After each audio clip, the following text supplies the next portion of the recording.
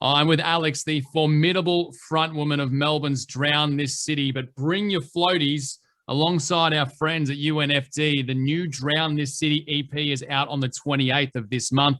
It's called Colors We Won't Know. We've already had a taster with 2 singles, most recently Borderline Existence, which begins with something that was everything that was great about early days Paramore, then takes us into a territory that only the best technical metalcore bands could dare to dread.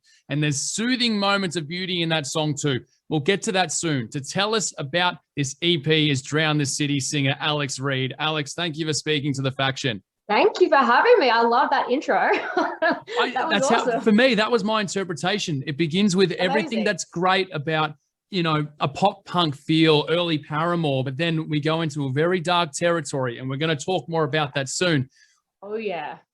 Before we talk new music, last time you and I spoke, you told us this story about you're able to announce your alliance with UNFD, the label, at Unify. Can you tell us that story again? Yeah, so we couldn't announce it until afterwards, but we signed the record deal with UNFD a couple of months before. Like, it had been in the works for maybe 6 months before Unify. So when we got to Unify, they wanted to make it set in stone. They wanted us to sign the contract, and we had to do the business aspect of it like 10 minutes before we were going on stage. And I just remember being like, this is unreal. We are signing we're like toasting champagne backstage with like a massive team. And we're about to play this festival. And I just remember getting on stage and thinking, oh, fuck, they've never seen us play live. And what if they regret it? Like, we've just signed this record deal. And now like the big boss is side stage watching us. And that's all I could think of was like, I hope they're proud. I hope they don't regret it. But that was just like such a great moment because we couldn't tell anyone for so long. And it was such a dream come true for us because UNFD are a really great label, obviously. And the caliber of bands since then, they're just next level. So, for any band that is in a similar position in the future and the UNFD boss is side stage, wear a Kobe Bryant singlet and the boss will love you. I'll say no more than that. And then all these years later, the new EP, Colors We Won't Know, comes out with UNFD. We talked a little bit about Borderline Existence. I talked a little bit about some early pop punk elements. Then it's a bit technical metalcore. Then it's really soothing. Have I missed anything, any other elements of that song? Oh, I think you've nailed it, especially the dark territory. And I think that is a theme that when people will get the chance to hear this EP when it comes out, it's really fucking dark. And I think that's part of the beauty of the 2 songs we have released as well. So we've got New Burnt Order as well, and they both start so soft and you're like, oh, this is different, this is unique, haven't heard this element of the band before. And then before you know it, we've got Just Like. And I love that you've mentioned metalcore because we have sort of slipped back into that metalcore vibe when we all fucking love metalcore as well. So yeah, I'm really proud of these 2 songs actually. And we've got our new vocalist Toby, which you would have We're going to get to him in a moment. Yep. Yeah, I've got so much to say about him, so that's good. So is it hard for you, we'll talk about your vocals first, is it hard for you to change so quickly between the heavy growls and then that really soothing style of singing that you do have? It's not hard for me. Just the techniques that I have between cleans and screaming, they go really well together. I don't actually do any screaming on this release. And I think it's not something that we considered would be an issue. It just organically happened because when we got Toby into the studio and we were writing these songs, he was so good at screaming. We just ended up getting him to do all of it, which I really wanted to cultivate my clean vocals. So that's another thing that I think people will hear is that the cleans are pushed to like gentle moments, like really extreme moments, really high melodies, really challenging. We've been able to layer where we couldn't do that before because we've got these 2 really powerful vocalists now, and we sort of have free reign to do anything we want. It's not just me sort of having to do all the screams and the cleans. So that's going to be not a shock, but that's going to be something really new for fans of Drown This City when they hear this EP. Yeah, I think so. And it's not something that I didn't think anyone would, like, it just happened so organically. We didn't even think about it. Like, it wasn't like, I don't want to scream anymore. It was just like, oh man, Toby wrote this bit. It's so fucking great. He's going to do it. Before you know it, that's just the balance. That's the way we ended up having the EP come out. And I just really wanted to focus on those cleans. But I will be doing harsh vocals in the future. It's definitely not off the table. This release just brought out something different in us. And I really love the light and the dark that Toby and I got with it. So I just didn't feel like I needed to do screaming with him.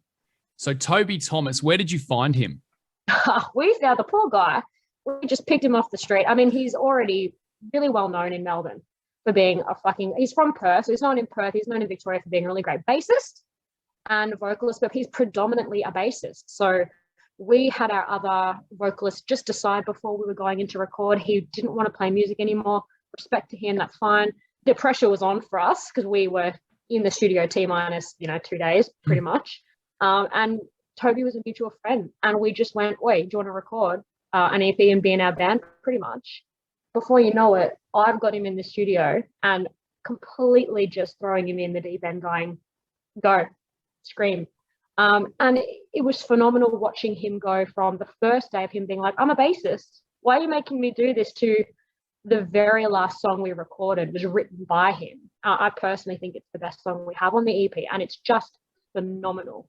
The way he developed vocally, he's quite exceptional with his techniques as well. Like, he'll do trolls, kettle, growling, screaming. Like, it's quite freaky how talented this guy is. So, the universe gives you what you need. We just found him and we just grabbed him, and it just, the way we came together and co-created everything, it just worked out so well. So, two-part question.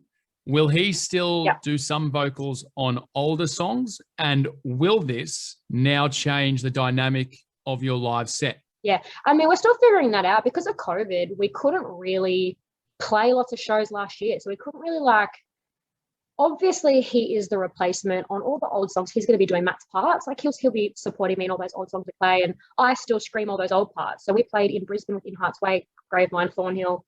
A month ago, I did all my normal parts. When the new songs came about, he screams and I sing.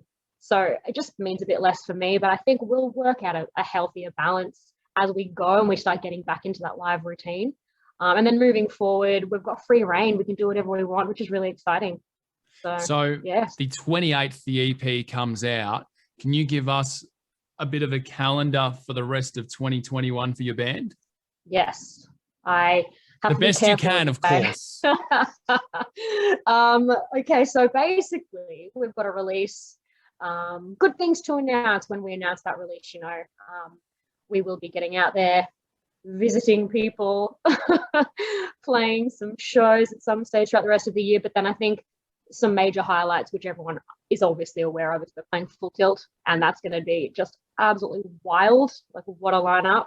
So we're playing the Melbourne Festival, and then we're obviously touring again for all of November with In Heart's Wake, Thornhill and Gravemind, and that's just an outstanding lineup.